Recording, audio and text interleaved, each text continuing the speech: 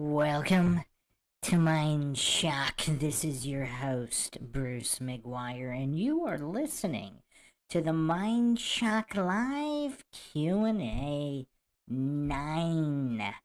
Hope everybody did their homework from the previous live Q&A. It was, of course, to watch the Sam L. Jackson movie Lakeview Terrace.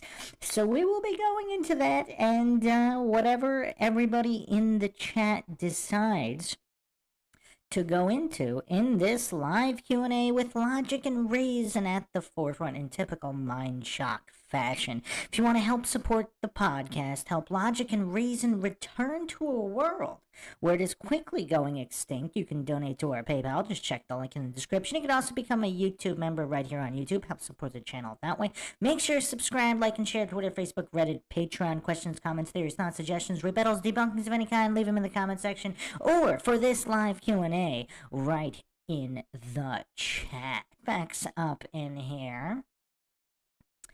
Kill the Bank, Denise, Lord Zed, Jess Palmer, Justin Johnson, Big Pines Sailing, Mario C, Christopher Allen, Nick Fingar, Johnny Sizzle Chest, Run Boston Bear, and Matrix Decoded.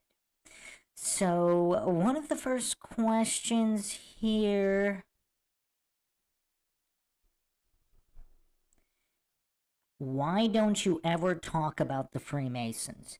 I do. We talk about the Freemasons. I usually refer to them as the powers that be. Of course, there's a power structure. Do you guys want to go into the Illuminati pyramid? Should we start off this live Q&A with the Illuminati pyramid?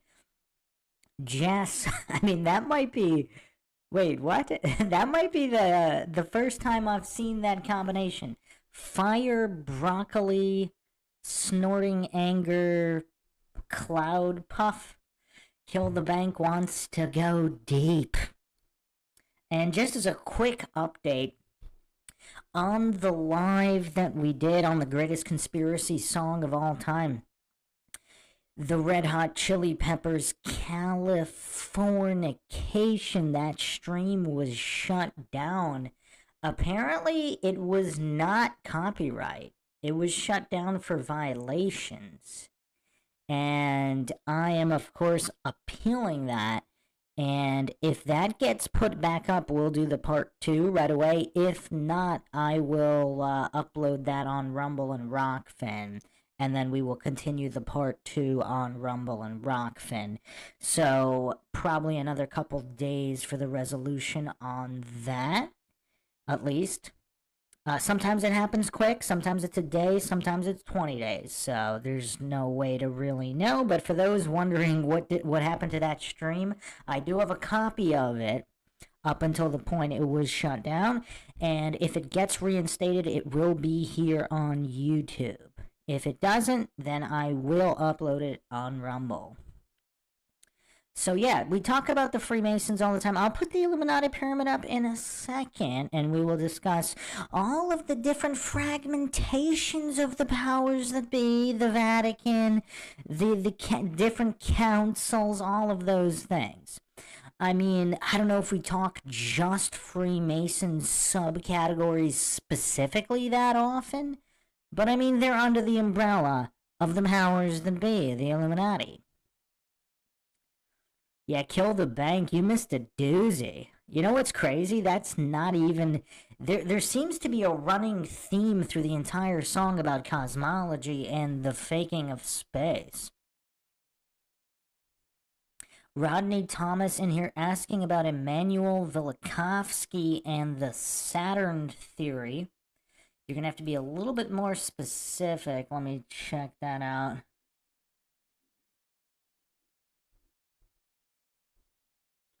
Huh. Radical interpretation of history. This looks very interesting. I am not 100% sure I've actually gone into... What are the main points of the theory? Worlds in collision, bonds of the past... He was a Tel Aviv psychiatrist? Huh. So basically, it looks. Yeah, no, I do not believe I've gone into these theories. So basically, reinterpretation of events in the Old Testament as historical fact, but with God seemingly replaced by a catastrophic scenario of interplanetary billiards involving near collisions between Earth, Venus, and Mars. So I'm assuming this guy was not a flat earther, I'm assuming here. Now, apparently, so okay, so these theories centered on electromagnetism as the dominant force in the cosmos and not gravity. Would be aware effect of gravity. So I'm not sure if he denied gravity. He just said it wasn't the primary force. And then in Ages of Chaos, he's going over Egypt, the Near and Middle East, and even Europe. He claimed that the Dark Ages are imaginary. Huh, interesting. I have heard that before. Huh. Yeah, interesting. Very, very interesting.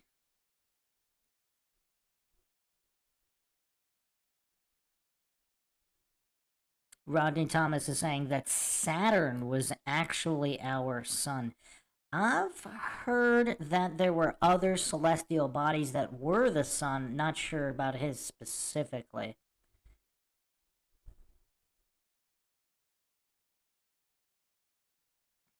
Run Boston Bear, have you watched the series Investigating Babylon and series 42 at the channel Kingdom in Context? It's epic. No, I have not. Do you have a quick tagline there? What are your thoughts on the moon supposedly controlling the tides? Wow. Okay. Wow, we're going there. Hold on, let me bring up the Illuminati pyramid first to address that the Freemason issue.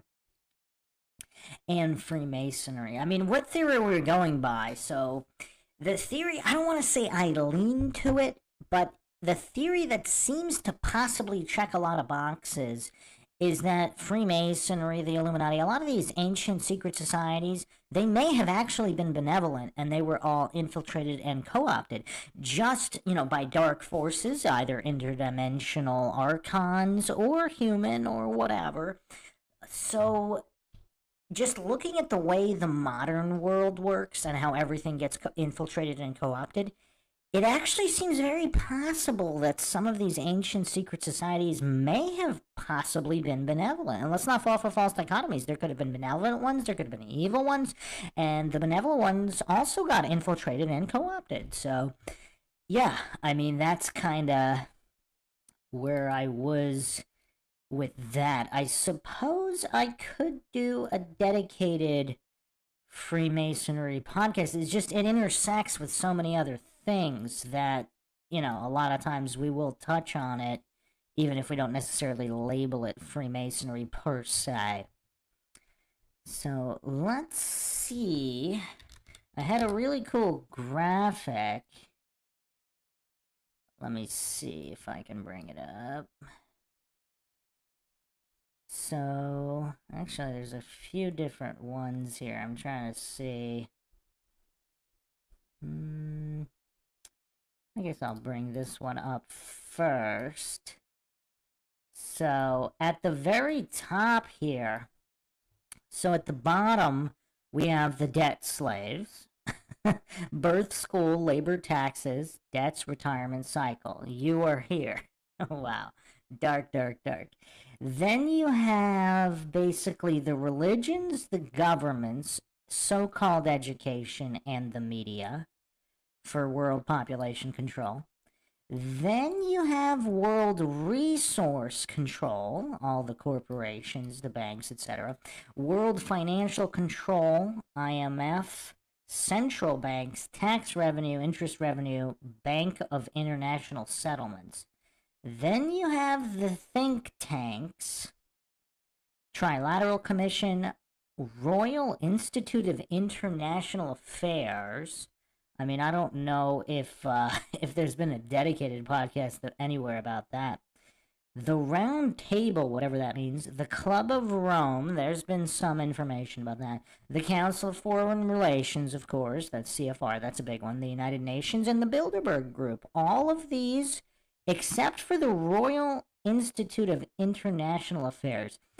I haven't seen a lot of focus on that. All these other groups they've been focused on. But I haven't specifically seen deep dives on the Royal Institute of International Affairs. I mean, anybody in the chat know a lot about that? Because everything else, I mean, that's covered in the conspiracy spheres, but not. I just really haven't seen a lot in the direction of the Royal Institute of International Affairs.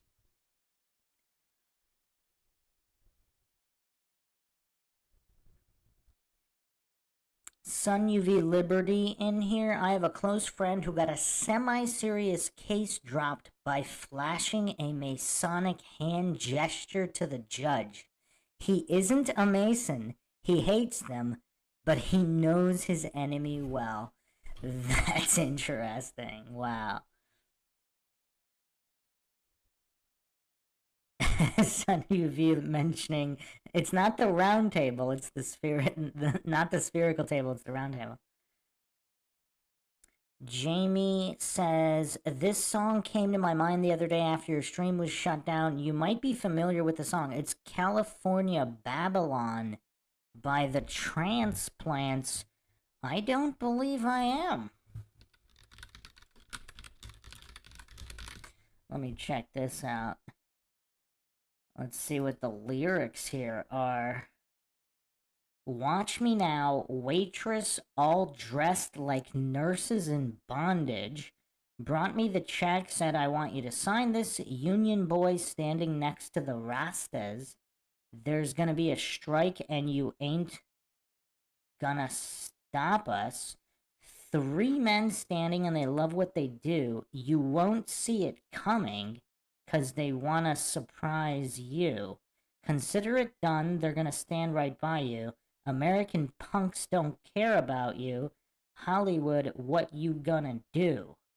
Don't say that you don't understand, don't say that you can't comprehend, don't say that you don't understand, this is California Babylon, my man. You can take away the nights with the sights of bright lights. I like that line. Sheiks still ride, engage in street fights, 2 to the head, pull around, he's dead, suspect fled, caught up with bloodshed. No sign of hope, we fight and sling dope. Junkies to our left, no fix, they can't cope. Violence won't cease, hand me the crown piece. No peace or sleep, we fight with the police. This is the city that'll make your dreams come true, so pay attention. Don't say that you don't understand. Don't say you can't comprehend. Don't say that you don't understand. This is California Babylon, my man. At last she arrived. We turned in exhausted. Cocaine in her pocket. She can get busted. Once again she passes. Now she's gone. Now she's with her friend. Her beautiful young. She showed up on the scene. She was 17. Now she's 21. She does more coke. She does more coke. She drinks some whiskey and she smokes some dope. She thinks she's a star. Do you know who you are? I mean, that's some interesting lyricism there.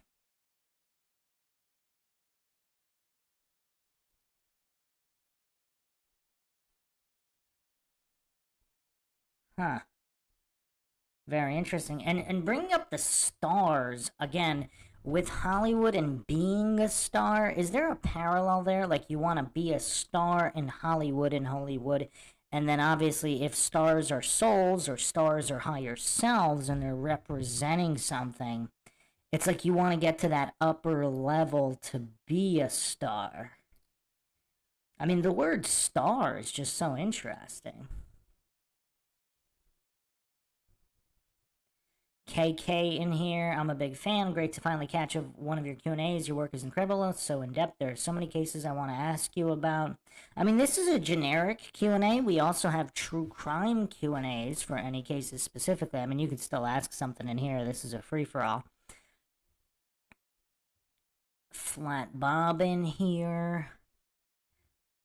Run Boston Bear, concerning kingdom and context. Sean talks biblical cosmology, true biblical history and inversions, touches on the cult of Saturn and eclipses, maybe Satan's floating fortress. Wow. I did not think we would be going to Satan's floating fortress in this podcast, but I mean, hey, this is Mindshock. Flat Bob, gotta go crash. Yep. What's up, man? Yeah, catch you next time. So, KK saying, Amy Mihailovic is the biggest case in my mind and heart in the past few days. You have the most in-depth coverage, and so I appreciate it.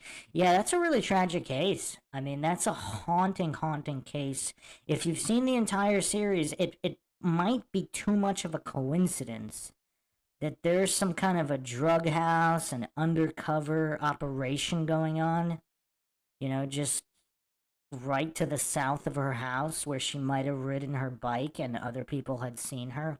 I mean, I can't get past that. And then all the tips regarding that situation. I mean, there's a lot there. There's a lot there. Very, very sad and tragic.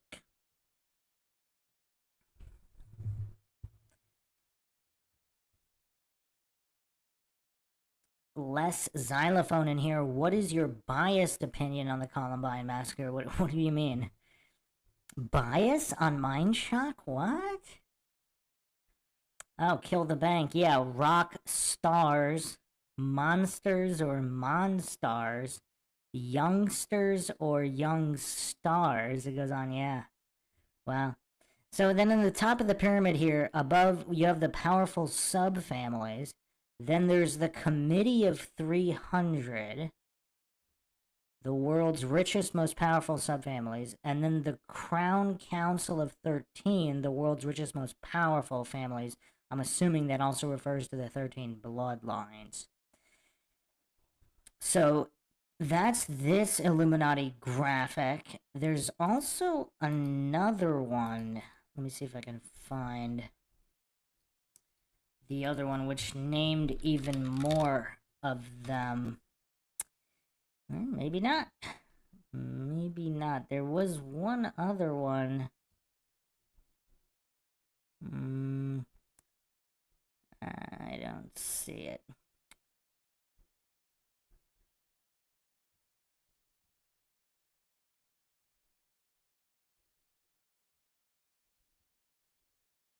But, okay, so...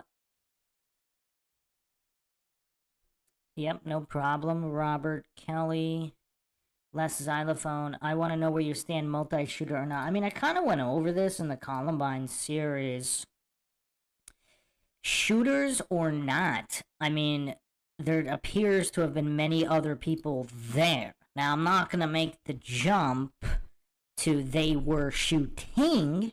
I mean, over 100 witnesses did say that there were other shooters other than Eric Harris and Dylan Klebold, including a number of individuals who specifically knew both Dylan and Eric, and they said this other individual was not them. Robert Perry was one of the most named.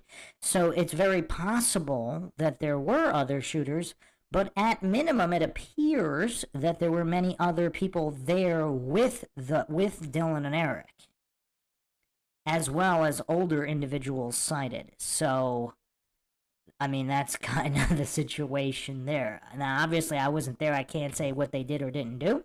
But I find it curious that the security footage in the lobby area, in the administration offices, and overlooking the parking lot and the library hallway were never released. Now, there's a lot of argument on whether or not there were cameras in the library or not.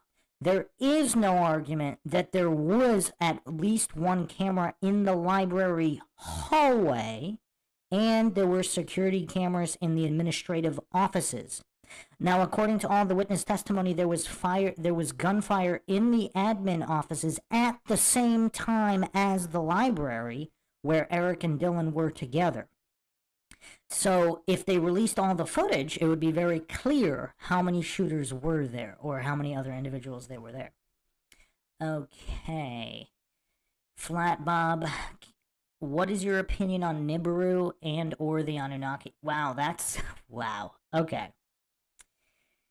Oh, we're going deep. We're going deep. So, okay, I have to admit, so back in the day, I was heavily into Ancient Aliens. Again, not that I believed it, but I just found it very interesting, the coincidence stack.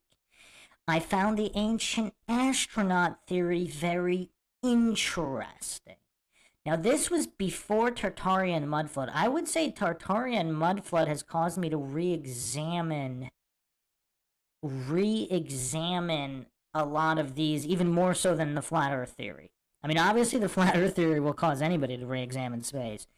But Mudflood and Tartaria really put into question the dating of everything. And even Fomenko's new chronology.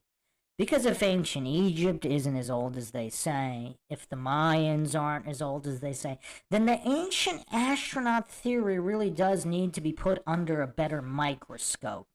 Now, with the Anunnaki, I actually was working on a podcast a while ago regarding some of the etymology, annual, like a lot of the, anon, a lot of those words go back. There seems to be something there. Now, whether these are interdimensional entities, and if they're using the ancient astronaut theory and the ancient mining theory that they genetically engineered humans to mine gold, I don't know about that. I mean, that was obviously a prominent theory. Von Daniken promoted that theory. I don't know. Again, let's not fall for false dichotomies. That might be the case for some humans and not the case for others. There also seems to be something more interdimensional going on. So is Nibiru the 10th planet, Planet X? I mean, what is a planet? Is it simply a reflection from... Are we going to bring up this map? I might as well. This is Mindshock. We're going deep. We're going deep. Let me bring up this map, which is really, really bonkers.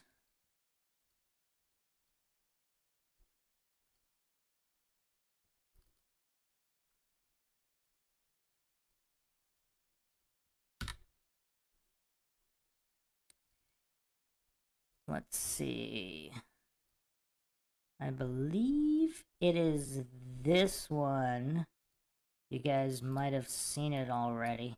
So let's see how big it is.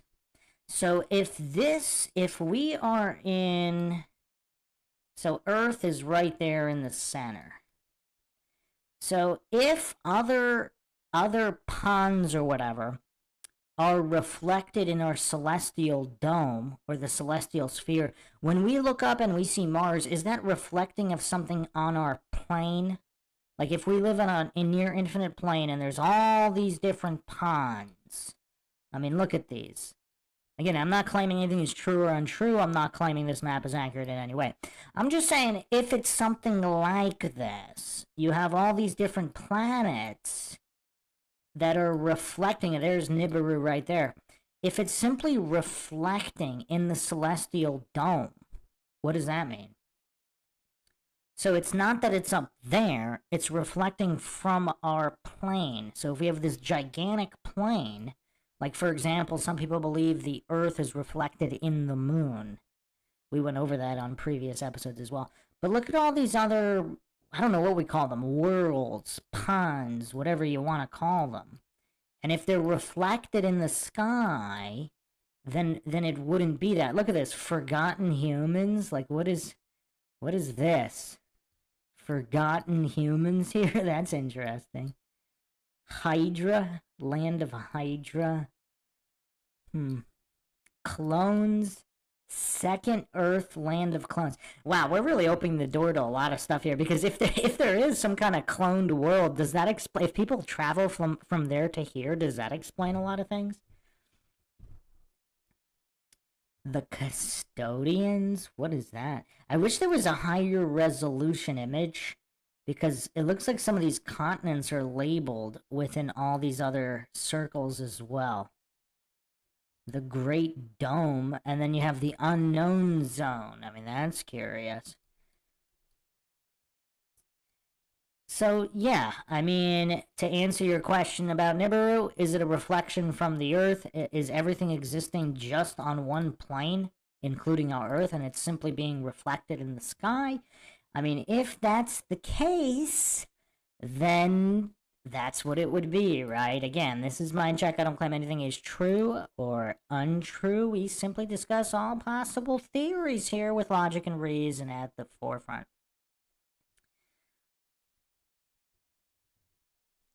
KK, I didn't know about the drug house aspect. I thought I saw the whole series. I loosely know the man who died by suicide ingesting poison in the Amy case. Do you think there was more than one killer?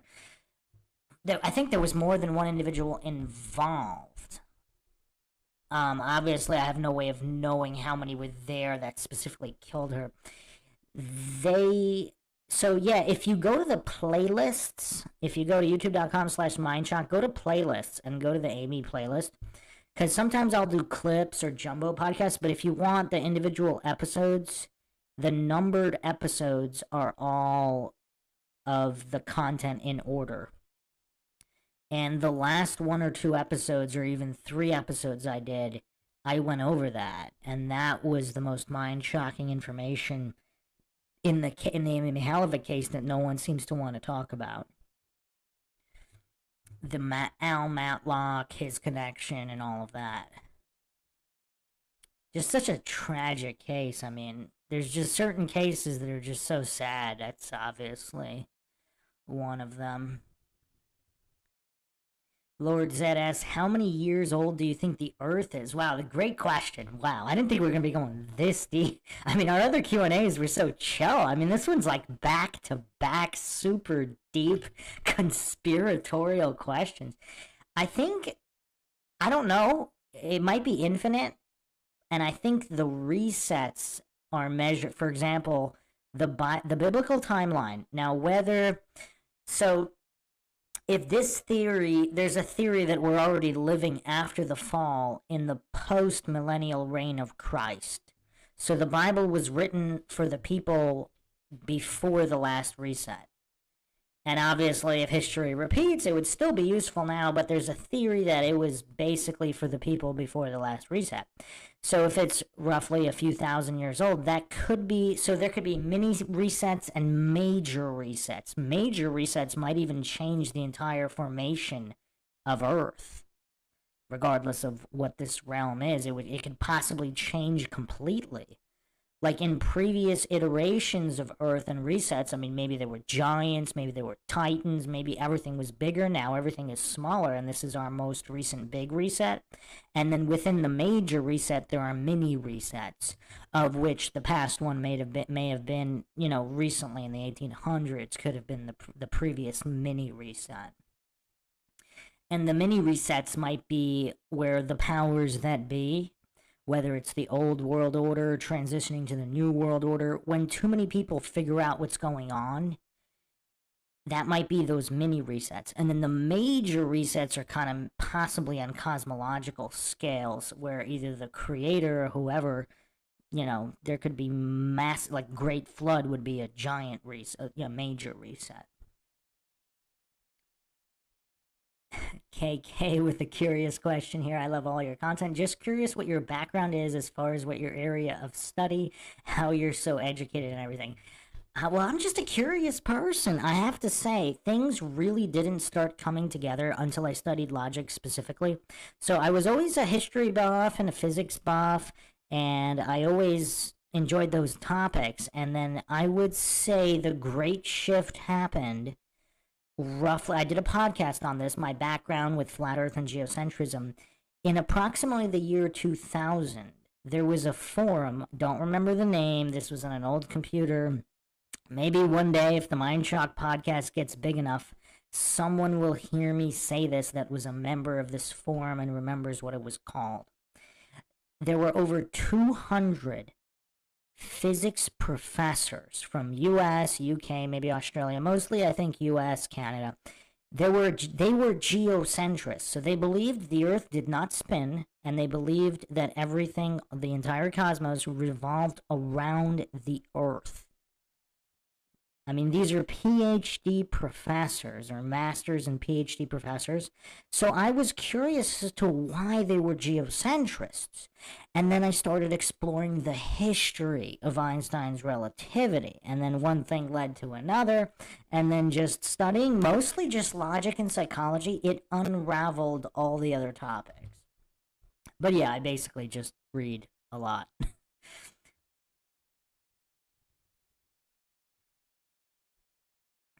All right, I missed a couple questions. Les Xylophone, do you think dinos were real? Wow, that's a loaded question. Okay, so what do you mean by dino? So if there were large creatures like dragons or just giant creatures, maybe.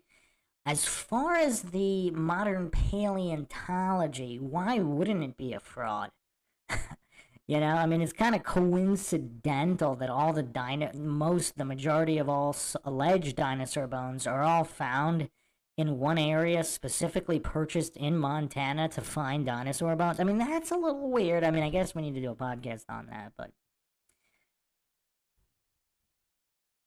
Sun UV Liberty says, I believe the gap theory holds some weight. I think there was a pre Adamic age. I think Genesis picks up after a judgment cataclysm reset. Yeah, and it would make sense why, if everything repeats, everything is cyclical. Like there's no beginning in it, there's no line. It's a circle. Time is a circle.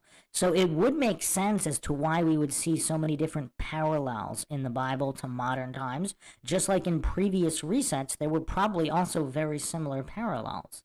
Because as long as humans exist, certain humans want to rule other humans. And human psychology and biology seem to be relatively unchanged over time. Flat Bob with a good question here. I always wondered why gold and silver was used as currency in biblical times when they had no practical use for it, so we are taught. I have a very good answer to that question. Hold on, let me just make sure I get the others because this is going to be a long answer. Justin Johnson, nukes a hoax, question mark, never any long-term fallout. Yeah, that's a tough one. And the amount of goofs that get triggered by merely suggesting that nukes could be a hoax, it's weird. I mean, obviously large bombs are not a hoax. I mean, TNT, napalm, all this stuff. I mean, clearly there are bombs and I mean, it's just so weird how goofs get triggered if things aren't exactly as reported by the authorities they worship and bootleg. I'm going to get to the gold and silver in a second because it's a long one. Heracles says, I think it's possible maybe concentric circles and the other planets are suns around the other circles. That's interesting.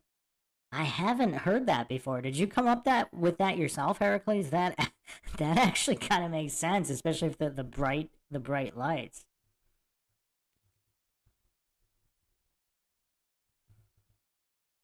Lord Zed says, maybe, but they said things they carved out of wood had magic powers, so I could see them saying the moon does too.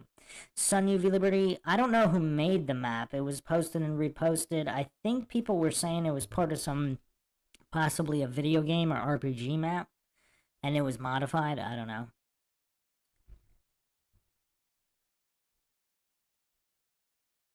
Shifty Eyes Shady says, I think Earth is ancient beyond all human comprehension.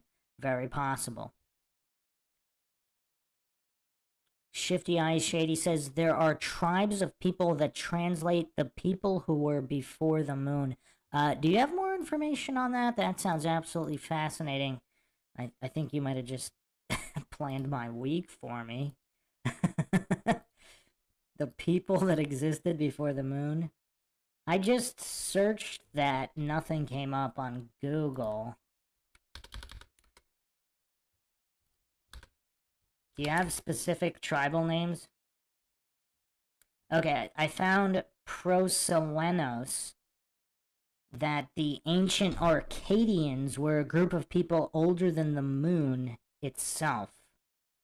Proselenos. It's a concept referring to the belief that the ancient Arcadians were a group older than the moon. Very interesting. So this was Peloponnesia, Greece. Okay, very interesting. Very, very interesting. I thought you were kind of referring to Native Americans for some reason. Let's see.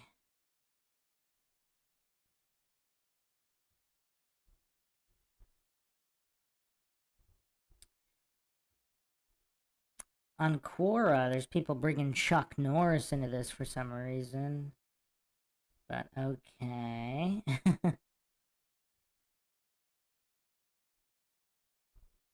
So here, Earth without a moon on varchive.org. Interesting write-up here. Mostly ancient Greece. The period when the Earth was moonless is probably the most remote recollection of mankind. Democritus and Anaxagoras taught that there was a time when the Earth was without a moon. And this is from Hippolytus. Aristotle wrote that Arcadia in Greece, before being inhabited by the Hellenes, had a population of Pelasgians, and that these aborigines occupied the land already before there was a moon in the sky above the earth. For this reason, they were called the Proselenes. Apollonius of Rhodes mentioned the time when not all the orbs were yet in the heavens, before the Danai and Deucalion races came into existence, and only the Arcadians lived, of whom it is said they dwelt on the mountains and fed the acorns before there was a moon. This is from Argonautica 4. Fascinating stuff here. Plutarch wrote in the Roman Questions there were Arcadians of Evanders following the so-called pre-lunar people, and this is from Plutarch's Moralia. Similarly, wrote Ovid, the Arcadians are said to have possessed their land before the birth of Jove, and the folk is older than the moon. Hippolytus refers to a legend that Arcadia brought forth Pelasgus of greater antiquity than the moon. Lucian, in his astrology, says the Arcadians affirm in their folly that they are older than the moon. Censorinus also alludes in the time in the past where there was no moon in the sky. Some allusions to the time before there was a moon may be found also in the scriptures. In Job 25:5, the grandeur of the Lord who make peace in the heights is praised, and the time is mentioned before there was a moon and it did not shine. That's interesting. Also in Psalm 72:5, it is said, thou wast feared since the time of the sun and before the time of the moon, a generation of generations. A generation of generations means a very long time. Of course, it is of no use to counter this psalm with the myth of the first chapter of Genesis, a tale brought down from exotic and later sources. The memory of a world without a moon lives in oral tradition among the Indians. The Indians of the Bogota Highlands in the eastern Cordilleras of Colombia relate some of their tribal reminiscences to the time before there was a moon. In the earliest times, when the moon was not yet in the heavens, say the tribesmen of Chibchas, and this is A. von Humboldt, Vue de Cordilleras, 1816. Researches concerning the institutions and monuments of the ancient inhabitants of America. Wow, that's interesting. There are currently 3 theories of the origin of the moon. 1, the moon originated at the same time as the Earth, being formed substantially from the same material, aggregating and solidifying. 2, the moon was formed not in the vicinity of the Earth, but in a different part of the solar system and later captured by the Earth. 3, the moon was originally a portion of the terrestrial crust and was torn out, leaving behind the bed of the Pacific.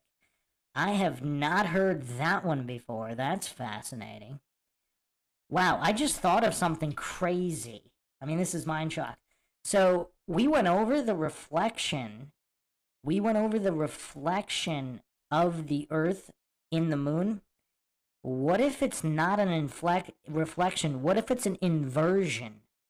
What if the Earth? What if the moon is literally was the Earth and was ripped out of the Earth, and that's why all the features line up? Does that make sense? I mean, that's one of the most mind-shocking theories. I mean, how's that for a mind shock? The moon is literally the seal of the Earth that got ripped from the Earth, so we see the imprint. I mean, this is wild stuff. This is really wild stuff. And again, I am reading from varchive.org regarding the Earth, the period of time of Earth without a moon. Continuing on here, all 3 theories claim the presence of the moon on an orbit around the Earth for billions of years. Mythology may supply each of these views with some support. Genesis 1 for the first view, the birth of Aphrodite from the sea for the third view. Aphrodite's origin in the disruption of Uranus, and also the violence of sin, the Babylonian moon, seem to support the second view. Okay, hold on a second.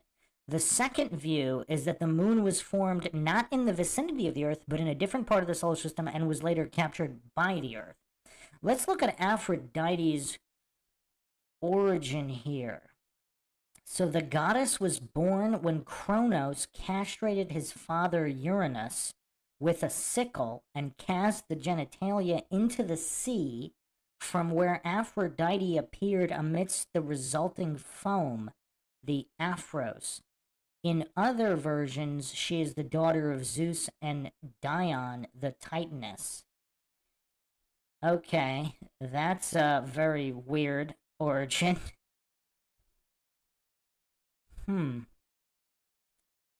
Apparently, Aphrodite also was not native to early Greek religion, but came later.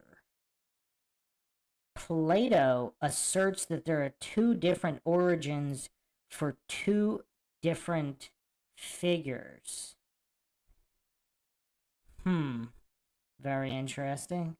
Separate entities. Aphrodite Urania, the heavenly Aphrodite, and Aphrodite Pandemos, Aphrodite common to all the people. Yeah, this is problematic, but Hesiod derives Aphrodite from Aphros, which means sea foam, interpreting the name as risen from the foam. Now, I'm kind of thinking, is this kind of like ether? The waters above and the waters below? Is this the waters above? Because if we're talking cosmologically here, and Uranus or whatever is represented in the heavens or in a celestial aspect to this, Hesiod's foam etymology supposedly refers to Odite, Aphrodite, Odite, wanderer, or bright. Again, as in cosmologically, a bright celestial body. Very, very interesting.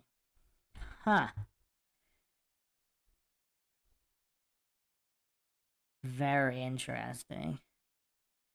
And supposedly the cult of Aphrodite in Greece was imported or influenced by the cult of Astarte in Phoenicia. And obviously, a lot of these are recycled, but what if it's not exactly recycled? Because if there's all these different resets, and these are just translations of resets, kind of like, again, with Jesus, you have Nimrod, Horus. I mean, all of these things kind of is a repetition of history. I know I'm behind on a lot of the comments here. I just wanted to finish going over the Earth without a moon here. And then also the Babylonian moon, which is pretty interesting. So, Sin, aka Nana, is the Mesopotamian god representing the moon. So, who thinks that's a coincidence? The word Sin was the Mesopotamian god representing the moon. Wow. All I can say is, wow, that's a mind shock there. That's a mind shock. Also, just the name Lunar, Luna, Lunacy. I mean, was the moon born out of sin and lunacy? I mean, I don't know. That's tough. That's tough.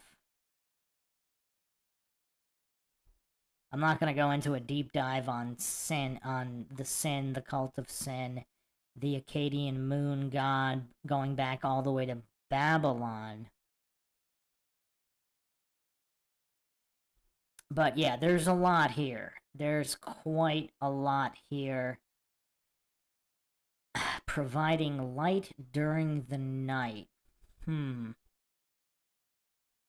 Also, another etymological curiosity here. So, the course and curse. We didn't go over that.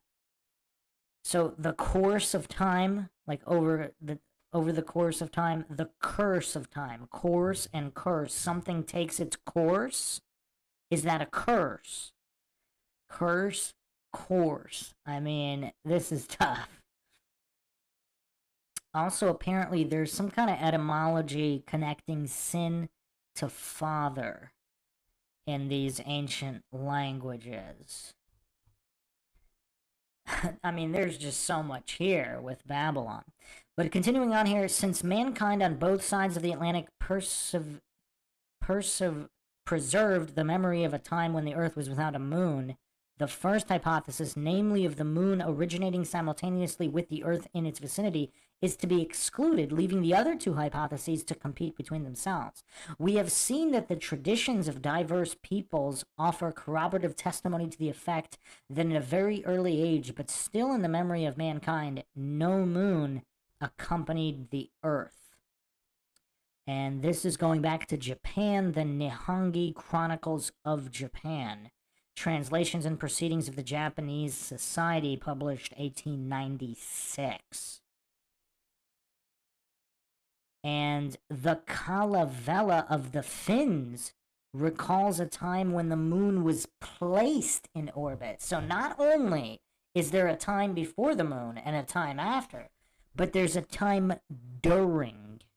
And this is from the Finns. Very curious. So every culture on Earth seems to have some kind of recollection of a time before the moon. This is very curious. Since human beings already peopled the Earth, it is improbable that the moon sprang from it. There must have existed a solid lithosphere, not a liquid Earth. Thus, while I do not claim to know the origin of the moon, I find it more probable that the moon was captured by the Earth. Such an event would have occurred as a catastrophe. If the moon's formation took place away from the Earth, its composition may be quite different.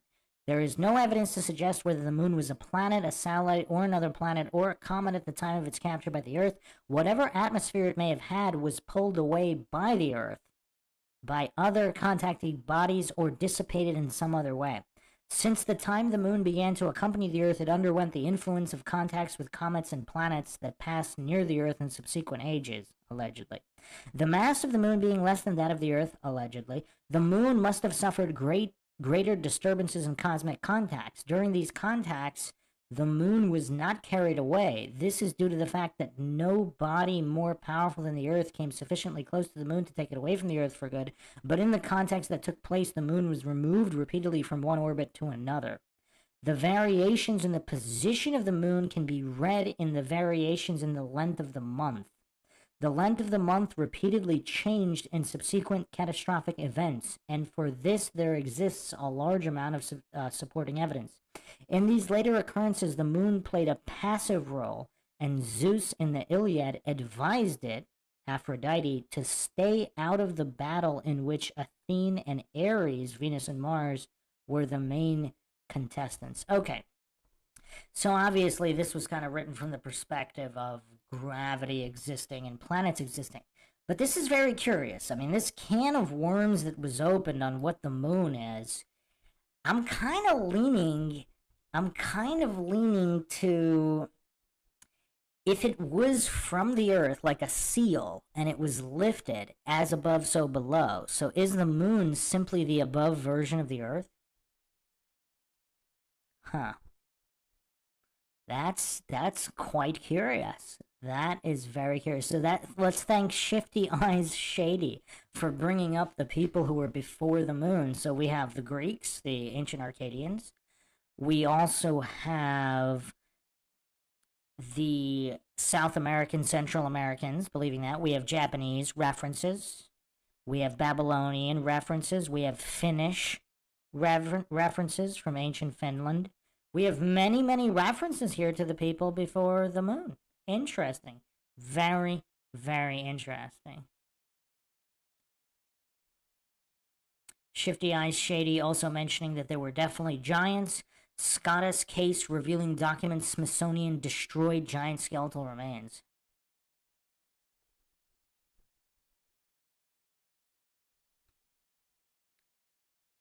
Shifty Eyes Shady would say Earth time isn't infinite, just beyond human comprehension. Thank you, Sun UV Liberty. Mindshock is a rare gem. Logic and reason rule the day here, of course. KK says, fascinating stuff. Don't want to get banned for this, but are you familiar with Judy Wood's work on 9/11? Would you do a podcast on September 11th? Maybe you have already. Yes, I've done a number of them. You can check them out. There's even a jumbo one. I believe one of the lives, I did a compilation of most of them with, going over quite a few things, including, obviously, the hologram theory and many others. Sun UV Liberty says, Chuck Norris kicked a mountain into orbit and made the moon. Groupthink Skeptic, when did the moon switch from spinning into a ball to tidally locked to the Earth, but not the sun at all? Now it's stopped relative to our perspective with a little wobble. CW and CCW? You mean clockwise, counterclockwise? Lord Zed says, there was no moon, but I bet there were still tides. I mean, tides seem to be... I mean, the electric theory explains that. Run Boston Bear, the NASA patches. Yeah, I'm going to upload that as a clip. I'll upload that as a clip. Lord Zed says, Chuck Norris controls the tides with a well-timed karate chop. I got one. The tides are just Chuck Norris inhaling and exhaling. Pinto Sack in here. We can't do 5 words or less. Thank you, Dave Scott, for the super chat. Sorry I'm late. Hashtag Maxwell Army. Yes, Lord Zed, that was one of the theories, that the moon was a piece of the Earth. I'm going to take it further. If the moon is literally, like, in the Bible it says the Earth is like a seal, like a clay seal. What if the top part was removed, and so the Earth and the moon are just inverse of each other? That's why we can see the features of the continents in the moon. What if it was physically lifted? And if it exists outside of the dome now, then it wouldn't necessarily be physical. If it was affected by the waters above in the ether, it might even look translucent.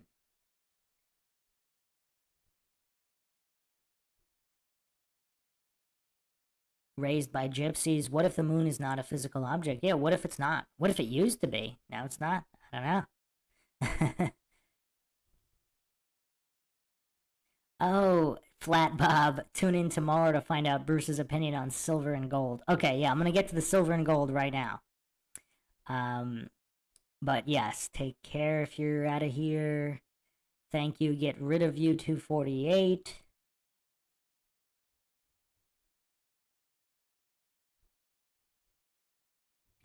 Real offended in the house here. Sun UV Liberty says, when I was a younger man, I'd get a bit out of hand on the full moon. I'm told my dad was even worse. I still make it a point to stay home when the full moon is out. We got some werewolves up in here. Pinto Sack says, Bruce, how do you shut your brain off to go to sleep and or relax? It's actually not hard. It's just, oh, we gotta talk Lakeview Terrace. Like when I watch a movie, I usually turn my brain off unless there are things going on in the movie that, mud flood or conspiratorial winks or nods, then it gets kicked into high gear. But most of the time, yeah, I mean, it's kind of like, when you get your when you do a workout, like you go work out, so you're focused on working out and nothing else, so your muscles get the workout.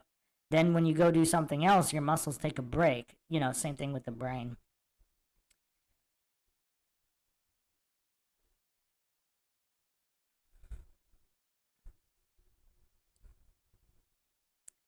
Real Offended asked, how could something random like that end up perfectly symmetrical and in perfect orientation to the sun? That's a good question. We didn't even get into the relation of the moon to the sun. Now you got me really thinking. What if the Earth, Moon, and Sun are all the same sized clay seal, and there are different dimensional representations of the Earth?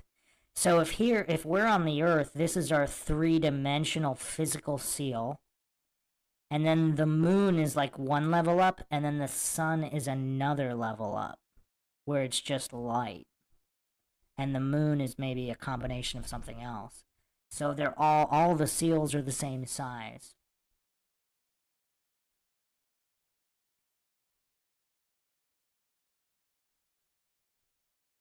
Nate asks, have you ever done a deep dive on the Kendrick Johnson case? No, but it's in the works. Probably within the next 10 cases, I will get that out.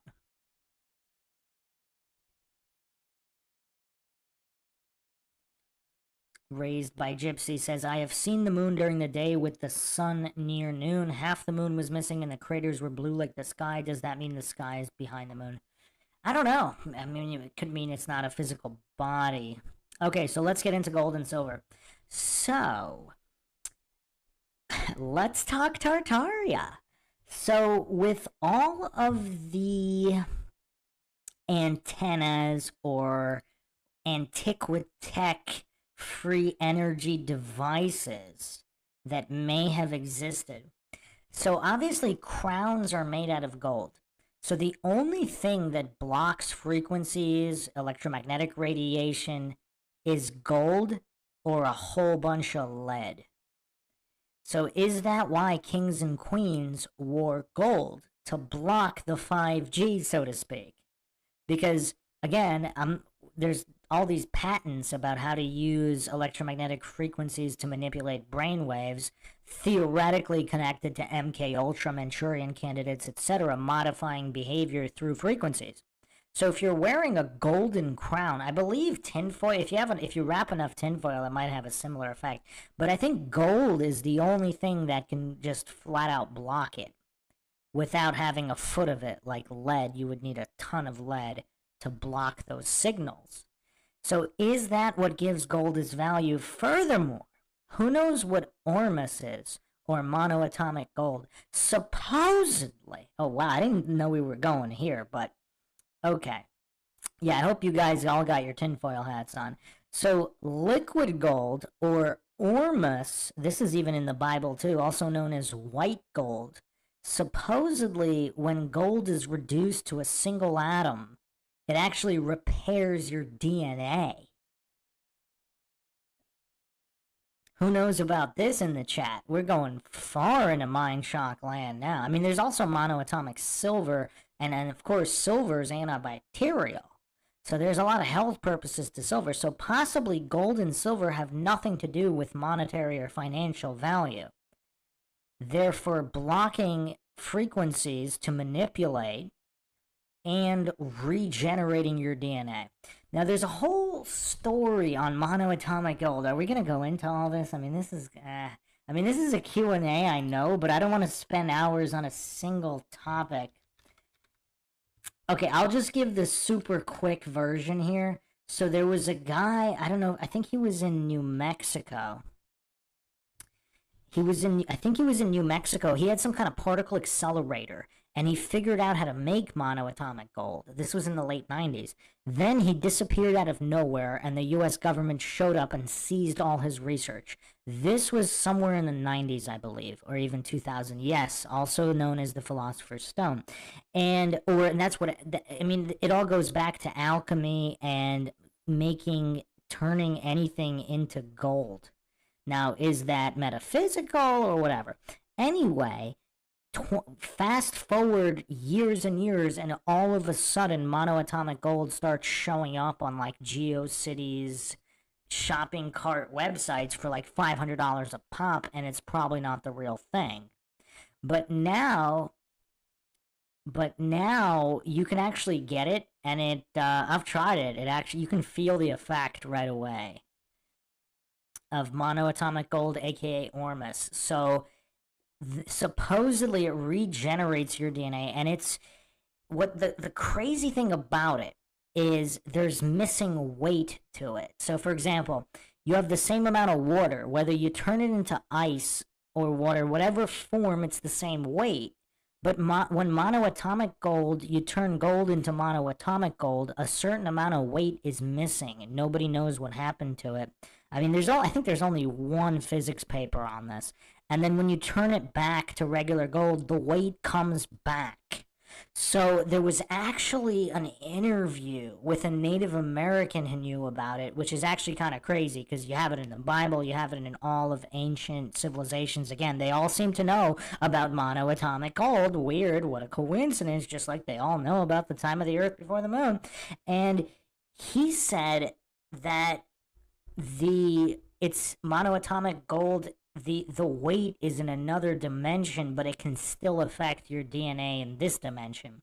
And it also has to do with whatever you can manifest with it. So it's like if you drink it, your thoughts will become reality. So if you have really dark thoughts, supposedly it can also be bad.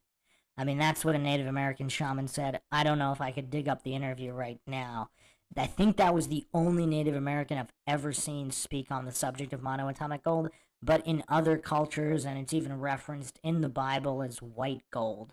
I believe it's called white gold in the Bible. And who knows how they had particle accelerators back in biblical times in order to create that, but yeah, so is that a mind-shocking enough answer on why gold is so valuable and it has nothing to do with what you can buy with it?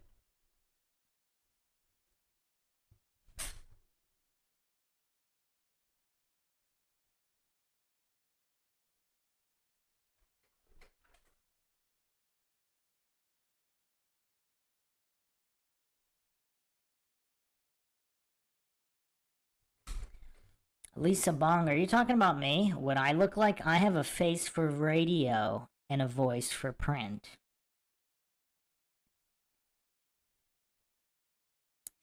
For some reason, yeah, it's weird. So somehow it got leaked, whatever the guy did. I can find his name. Let me see if I can find his name.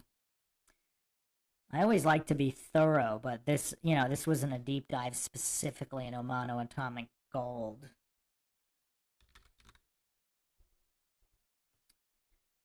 I think there might even be a picture of his laboratory.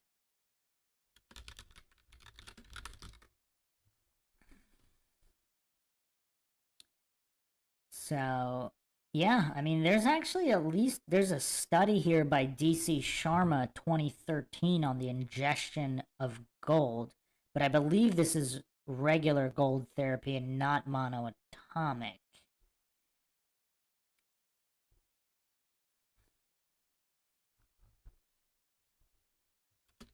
And the other curiosity is what made him use a particle accelerator for this in the first place. Man, I can't find this guy's name. There's a couple of sites. Yeah, you can look up DNA correction through Ormus Gold.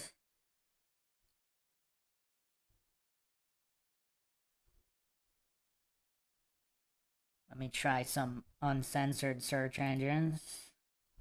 Seems like Google doesn't want you knowing about Ormus.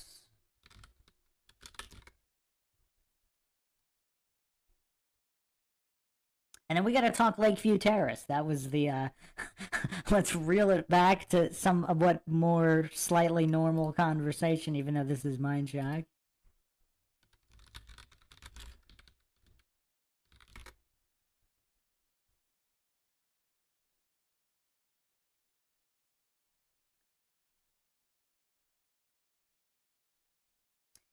So we have also, there's a Medium article on ancient Egyptian secret knowledge, the food of monoatomic gold.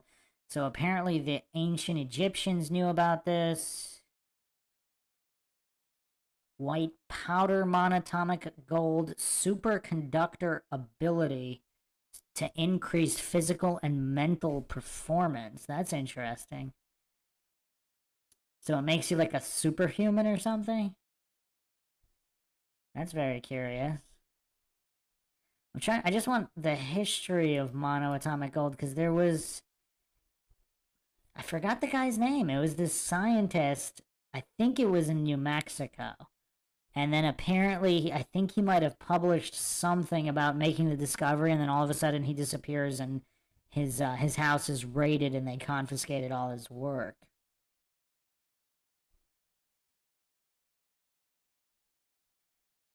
Oh, here we go. Arizona, not New Mexico. David Hudson found it.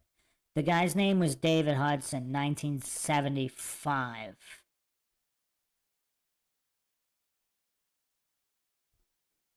So yeah, I'll do a dedicated podcast on it. But apparently there's yeah. So David Hudson for people who want to research that. Oh, Eshtaton Don, yeah, here.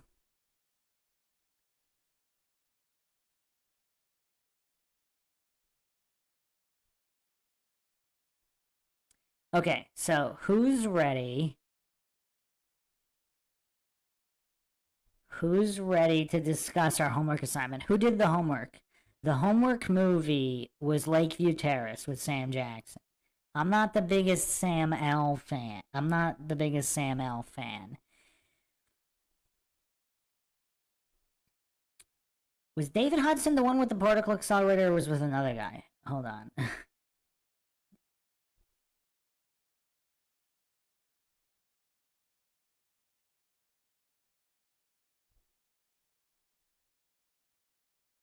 Apparently, Hudson actually patented some of this.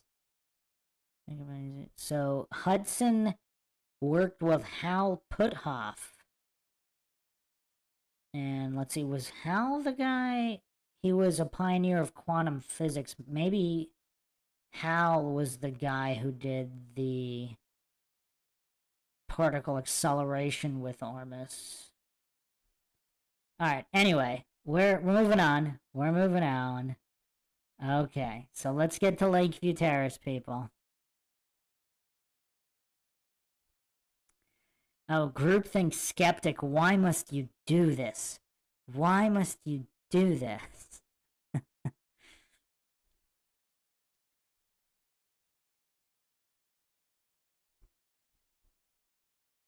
Justin Johnson on a roll here, gifting memberships.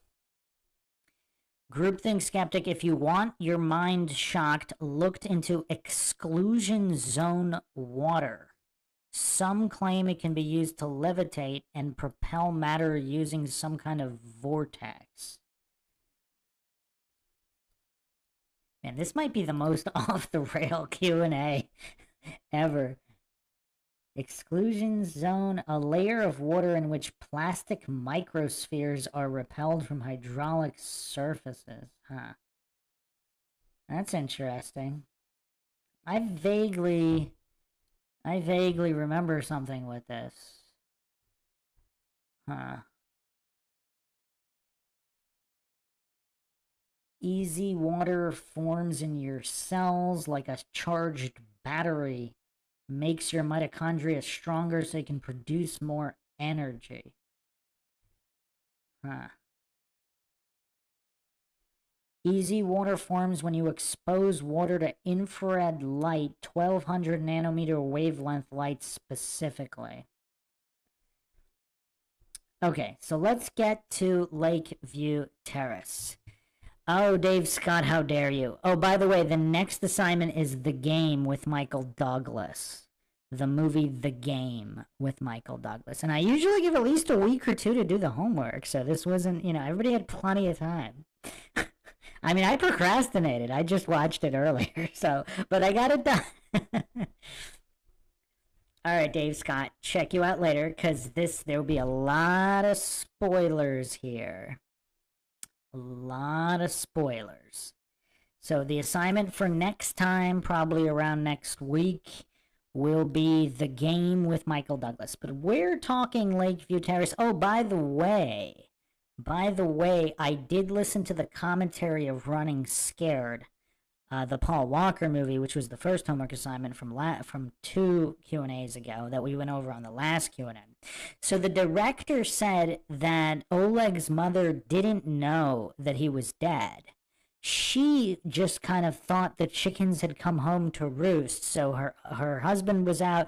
She was just in despair because she thought she could never get out of the cycle and her son might be dead. It wasn't a good explanation at all. But at least the director said it's not that she thought he was definitely dead.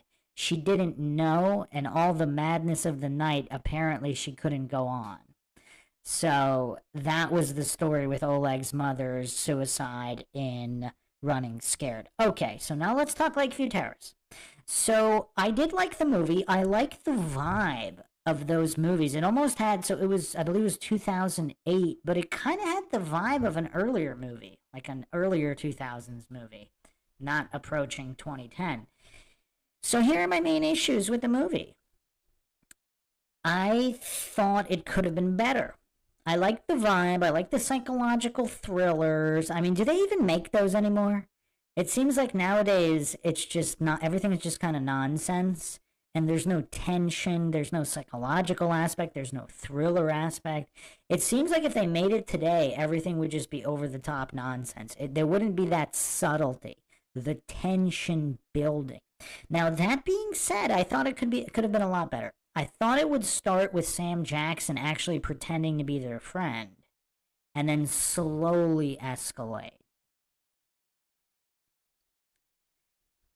So that's how I thought it was going to be. So when he came right out of the bat, literally the first conversation, talking to, making these comments about how obviously the interracial couple didn't belong together or whatever, like literally the day they moved, the first time he talks to him. So there wasn't as much room for escalation, although in the final act, it escalated hard. Again, spoiler warning. Axiom, I don't think that they ran out of ideas. There actually are some great ideas, especially on the indie side. It's just that Hollywood, it seems like they're more concerned with the woke agenda than actually making good movies. And it seems like there's tons of creative, awesome people in Hollywood, but they're on the bottom rungs. They don't have the say over anything. So all the studio execs and the big producers, they're the ones who just are choosing not to go with original material. They're choosing to just do nonsense. Possibly on purpose. Possibly on purpose. I mean, it's kind of hard to believe, but it's almost like they're making the worst movies possible on purpose as part of like Illuminati humiliation ritual to just get people to like it. Almost like the news, right? Just like with politics and politicians. It's almost like they're trying to be as dumb as possible on purpose. All part of Illuminati humiliation ritual escalation. But going back to Lakeview Terrace, I just thought it could be better. I thought if he started out pretending to be their friend and then do a slow escalation. And it also, even though the movie was close to 2 hours, it felt a lot shorter. I also thought the Sam Jackson's kids in the movie weren't utilized properly. I mean, the daughter, there was a little bit something, and then with the son, it seemed like there would have been a situation, but then they just go for a 2 week vacation with their aunt, and they're totally out of the picture. Nothing's ever resolved with them. Like there's no arcs with the children. So that was a missed opportunity. And it just, there wasn't really, I mean, it could have been so much better. It almost felt like a rough draft of a movie. If it was released 10 or 20 years earlier, I thought it'd be more solid. Has anybody seen the movie The Glass House? That was a really good psychological thriller that nobody talks about. You know what? Maybe we should add that. So that was a 2001 movie. Maybe it doesn't hold up. I saw it when it came out, and Lakeview Terrace actually reminded me of it slightly. So the tagline here is: an orphaned teenager is taken in by a Malibu couple, but discovers they aren't the caring friends they seemed to be. Maybe it doesn't hold up. I'm not claiming it does. We'll add that to the list. So next will be The Game, and then we'll go over The Glass House. But this was 2001, back when they did psychological thrillers correctly. Another one is, what was the other one? What Lies Beneath was a pretty solid psychological thriller as well. So, you know, Lakeview Terrace was a little bit weak in comparison to those. I can't really remember The Glass House, but I saw it when it first came out. I think I rented it on VHS as soon as it was available. I remember I liked it a lot at the time that I saw it, but that's 23 years ago now. So maybe it doesn't hold up. But they used to make some solid psychological thrillers back in the day, and I can't think of any good ones recently. But regarding Lakeview Terrace, you know, the ending was pretty solid. I also liked the subplot about the fires encroaching. And then there was also no payoff there. I actually was not a Betamax guy, but I did like SVHS, and I was totally on board with the high-def VHSs coming before Blu-ray blew everything out of or HD DVD, rather, got big at that time, and then Blu-ray took over afterwards. I was also a pretty big VCD guy. I had a lot of VCDs. Okay, so with Lakeview Terrace, like, there's just very few payoffs. I also thought they could have pitted the neighbors against them. Like, if Sam Jackson seemed to have, like, that one house, they had that house party, and they seemed to all like Sam Jackson. So I thought they could have used the neighbors against the main characters as well. There was so much opportunity. It was like a rough draft that was really excellent. And they just didn't have the payoff. There was no payoff on anything. There's no resolution with the neighbors. There's no resolution with Sam Jackson's kids, because the setup was excellent. Like, the first act really was phenomenal. And that's probably why I was a little bit disappointed with it, because just the setup was just so outstanding. And obviously the acting was solid. It was just so solid. And then the payoffs just weren't there. The payoff wasn't there with the kids. The payoff wasn't there with the neighbors. The payoff wasn't there with the subplot of the fires encroaching on the neighborhood. The finale should have been the fires reaching them. Like, that would have been a lot more exciting and climactic. And the finale could have been Sam Jackson fighting them and even escalating even harder, like fighting with the wife, you know, underwater pool fight while the fires are raging around the house and the houses are burning down. I mean, that would have been phenomenal. So, yeah, the setup, I mean, I would say it was a 10 out of 10 setup. It really was. It really was. And all the ingredients were there for a true masterpiece. Like, they were all there. Like, they could have also done a more, like, Stepford Wives setup with the neighborhood being kind of all brainwashed by Sam Jackson. And they're all bought into him being awesome. And they could have had more situations with the neighbors being other neighbors pitting against them. Like, the escalation. Like, they could have done so much better of building through the second and third act. And the only reason I'm even saying this is, again, because the setup was just so excellent. excellent. I mean, it's still a decent movie. I mean, it's a great movie compared to anything coming out now. But as far as what it could have been, like the ingredients was all they were all there for it to really be an all-time great movie. And especially with Sam Jackson's like the background of his wife, dying, and like it was all there, and they just didn't really. It was like, again, it was like a rough draft script that they just didn't dial it in. It could have been a lot better. So that's my take. I mean, everybody in the chat who's done their homework, what did you guys think of Lakeview Terrace? And do you think Lakeview Terrace would have been made today?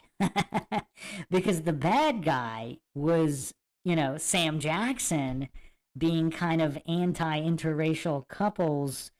I mean, I don't know. Like, I also thought, another thing I was thinking is they probably, I don't know if they would have made that movie today. I don't know.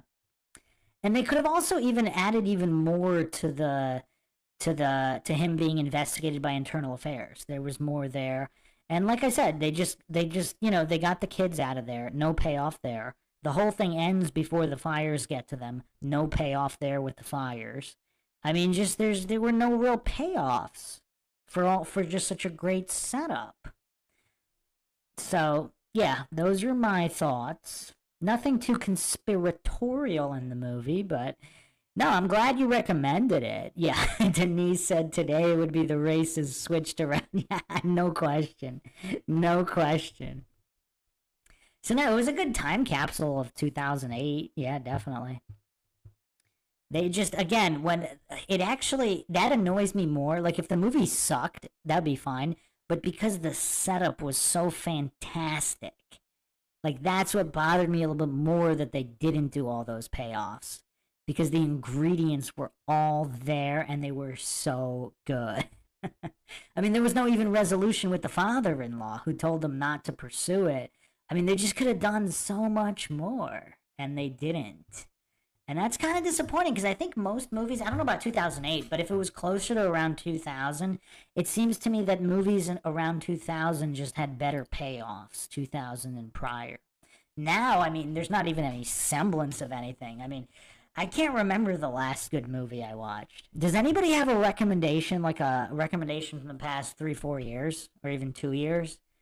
I mean, I can't even get through commercials of movies, like, of modern. They're just so horrible, and the acting is terrible. I mean, it seems it's like incompetency across the board. I mean, I don't know if people are just getting so many medical treatments these days. Obviously, we can't get into what they are.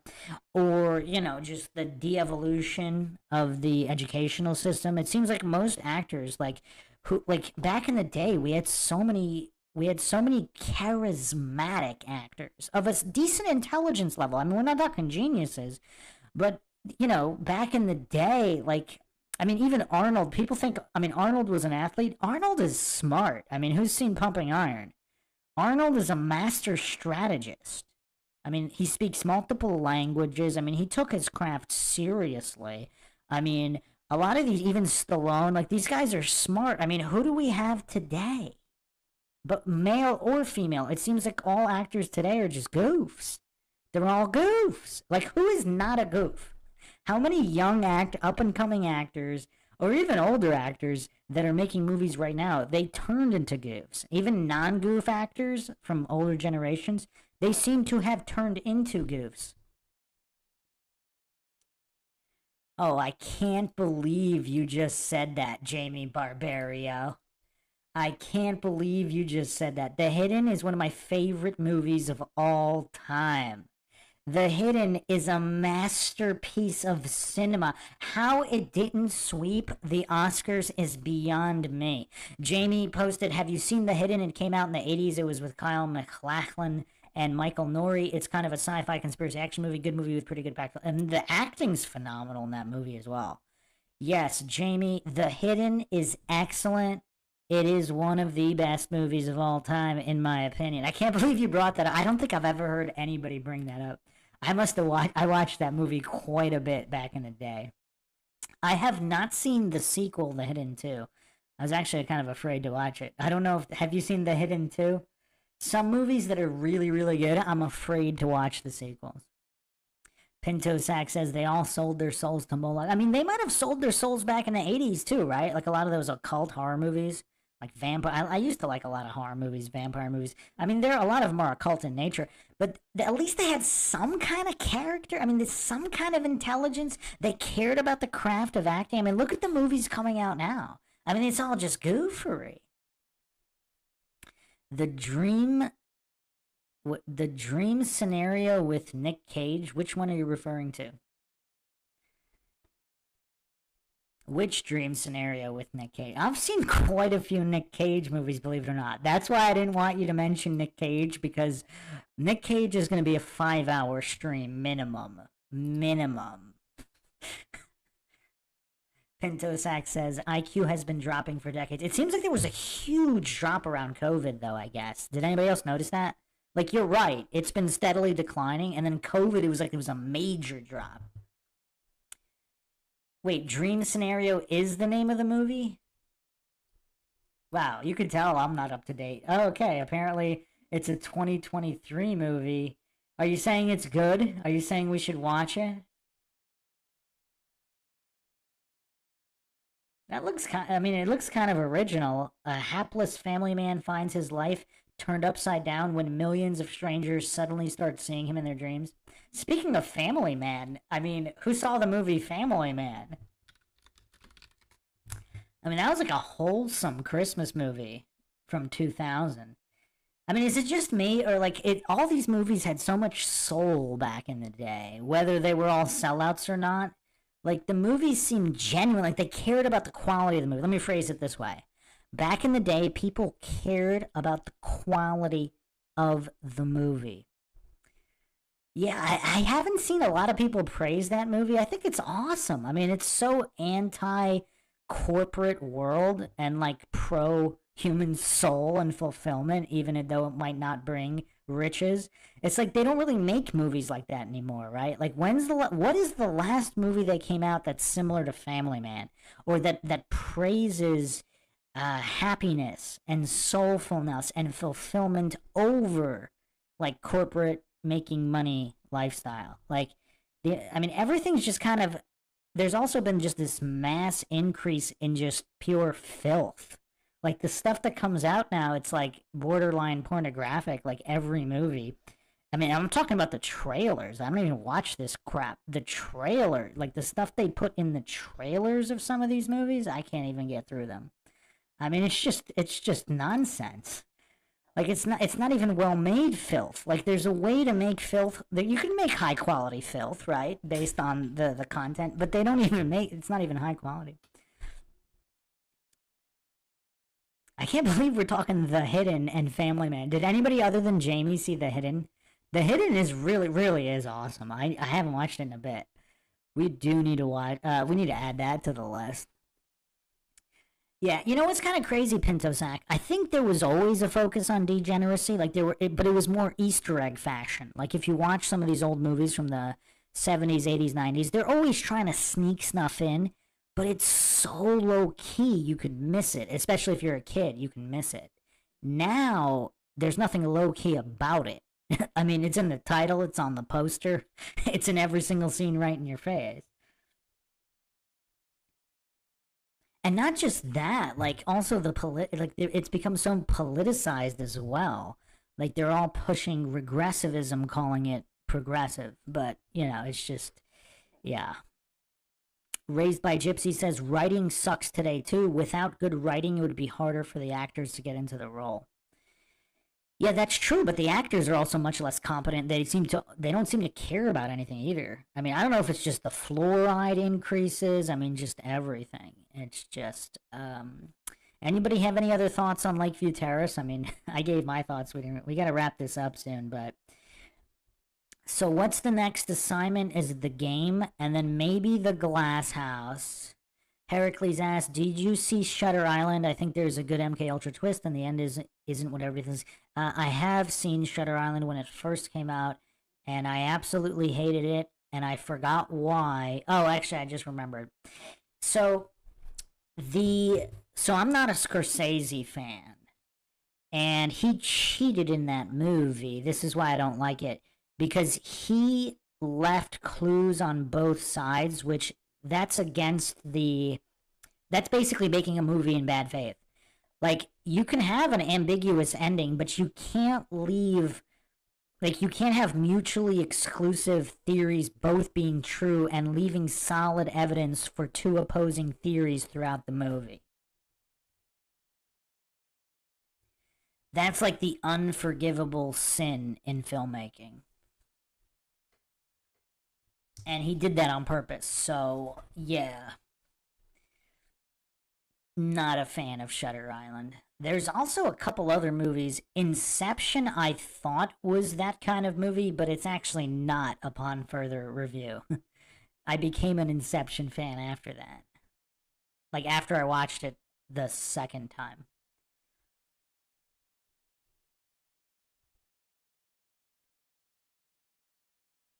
Run Boston Bear says, thank you for all you do. I still want to line up a Witsit, Logic, Confo, and a Dave Weiss talk if you are interested. No, Kansas City. Yeah, I'll get to all that. Like, I've been rescheduling a bunch of stuff. I still need to do the Mark Sargent interview. I need to do that next.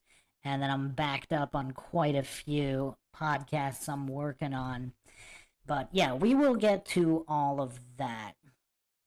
One step at a time. I like to do things in order, even though it might take a while, but that's the nature of the game. And then YouTube's been glitching like crazy the past week or so. I was kind of hoping it would kind of even out a little bit to try to get a little bit more back on schedule, but we'll see. Okay, so nobody's got any further thoughts on Lakeview Terrace. Next homework assignment for the next Q&A is The Game with Michael Douglas. Then we got The Glass House 2001, and maybe The Hidden. Maybe we should add that one as well. So, yeah, this was definitely a wild one. We went from The Moonless Earth to Monoatomic Gold to Lakeview Terrace with Sam Jackson. But I hope everybody enjoyed another edition of the Mindshock podcast. Q&A, plenty more to come. If you enjoy the podcast, find it interesting, informative, educational, entertaining, you can donate to our PayPal. Just check the link in the description. You can also become a YouTube member right here on YouTube. Help support the chat that way. Make sure to subscribe if you're not getting notifications. Like and comment on more videos. You could also try unsubscribing and resubscribing again. Like and share Twitter, Facebook, Reddit, Patreon. Patrons do get priority for case topic, logical analysis, co-podcast requests. You could also be a guest in the podcast depending on your tier. Questions, comments, theories, thoughts, suggestions, rebuttals, debunkings of any kind. Leave them in the comments section. This is Bruce McGuire signing off. Catch you guys next time.